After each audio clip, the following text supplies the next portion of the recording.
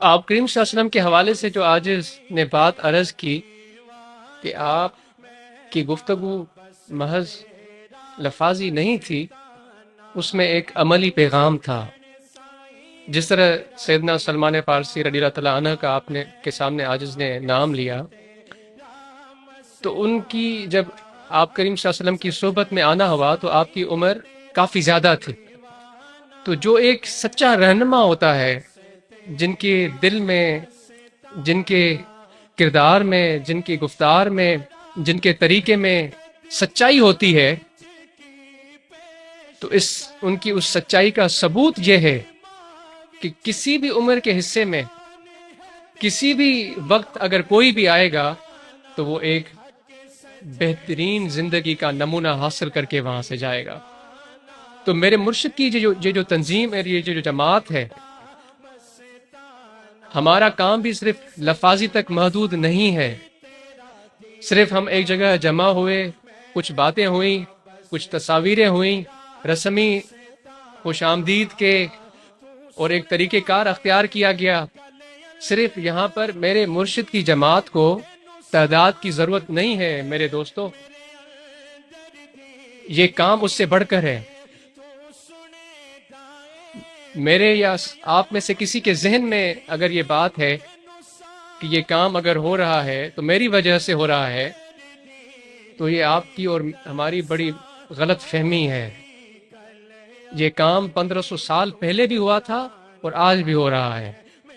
اگر ایک کرنے والا تھا تب بھی یہ کام ہوا ہے، اگر لاکھ کرنے والے ہیں تو تب بھی یہ کام ہوا ہے، اور اس کی رفتار میں کوئی کمی نہیں آئی۔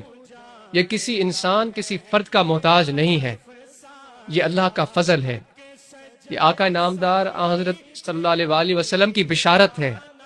یہ ہمارے سلسلہ عالیہ کے اولیاء اکرام کا بتایا ہوا رستہ ہے، یہ صراط مستقیم ہے۔ یہ کسی فرد کی کوشش اور محنت سے نہیں چلتا، اس کو اللہ چلاتا ہے۔ ہاں، اگر کوئی کسی کو اس پر لایا جاتا ہے تو یہ اس کی خوش بختی اور اس کی سعادت ہے۔ تو الحمدللہ ہمارے مرشد کی تنظیم اور ان کی جماعت کا کام، ہم کہتے ہیں کہ ہمارا کمپٹیشن کوئی نہیں ہے، کیونکہ ہم کسی کے لیے یہ کام کرتے ہی نہیں، ہم اللہ کے لیے کام کرتے ہیں۔ ہم آقا نامدار حضرت صلی اللہ علیہ وآلہ وسلم کے لیے یہ کام کرتے ہیں، ہم اپنے مرشد کی رضا کے لیے یہ کام کرتے ہیں۔ اگر اس میں کوئی طلب اور جستجو ہے، وہ یہ ہے کہ انسانوں کی زندگی میں بہتری آئے، مسلمان اپنی زندگی کو بہترین طریقے سے سر انجام دے سکے۔ اس کے مسلمانیت صرف اس کی لفاظی میں نہ ہو، اس کے کپڑوں میں نہ ہو، اس کے عمامے میں نہ ہو، اس کے جبے میں نہ ہو، اس کی شکل و صورت میں نظر نہ آئے، مگر اس کی مسلمانیت اس کے روح کے اندر بھی شامل ہو جائے۔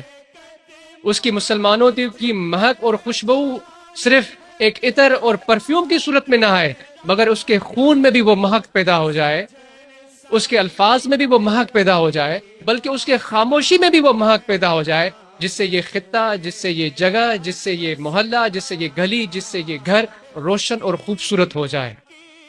وہ اگر نماز ادا کرے، صرف اس لیے نہیں کہ وہ اپنے مسلمان ہونے کا ثبوت دے رہا ہے۔ آج ہم سوچتے ہیں، چلیں اس بات پہ ہم سوچتے ہیں، اگر ہم نماز ادا کرتے ہیں تو کس کے لیے ادا کرتے ہیں؟ اس کے ادا کرنے کی وجہ کیا ہم اپنے دل میں رکھتے ہیں؟ صرف یہاں تک ہی تو نہیں کہ ہم مسجد میں جا رہے ہیں، جماعت میں ہم نماز ادا کر رہے ہیں، مگر اس کا مقصد کچھ اور ہے۔ تو میرے دوستو، ایک مسلمان کو یہ چیز جچتی نہیں ہے۔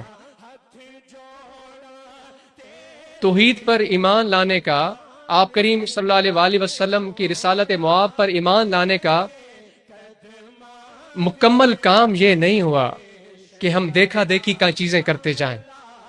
ہم اپنے دل میں وہ شوق اور جذبہ رکھیں گے۔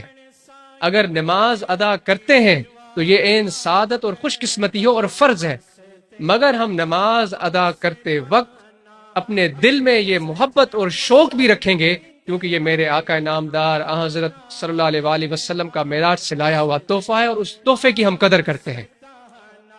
ہم اپنے محبوب کی طرف سے، اللہ کی طرف سے جو یہ ایک فرض ہمیں دیا گیا، تو ہم اپنے ایمان کی حرارت اور اپنے دل کی سچائی سے اس کو محسوس کرتے ہیں اور قبول کرتے ہیں، اور ہم اس کے شکرانے کے طور پر یہ سجدہ ادا کر رہے ہیں۔ تو میرے پیر کی جماعت میں آنے والے ہر فرد کے اوپر یہ ذمہ داری ہے کہ وہ جو بھی کام سر انجام دے وہ سچائی کے ساتھ سر انجام دے، وہ شوق کے ساتھ سر انجام دے،